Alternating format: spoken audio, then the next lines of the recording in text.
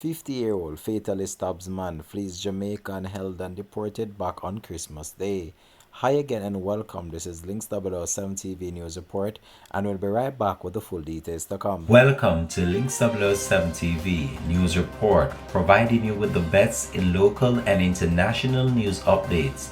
This is a place where you can get the most reliable and informative news information.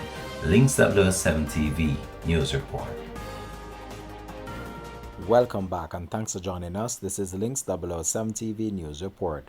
5 years after 31-year-old Tamala Thomas was stabbed to death at Upper Oxford Street, Kingston 14, a 50-year-old man of the same address has been charged with his murder.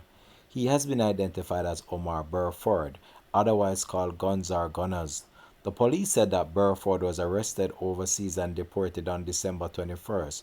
He was handed over to local law enforcement and charged with the murder on Christmas Day. Reports from the Denham Town Police are that in September 2018, Thomas and Burford were at their Upper Oxford Street address when an argument developed between them.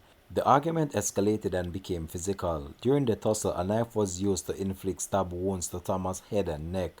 Thomas was assisted to hospital where he succumbed to his injuries. Burford was arrested and deported to Jamaica last week.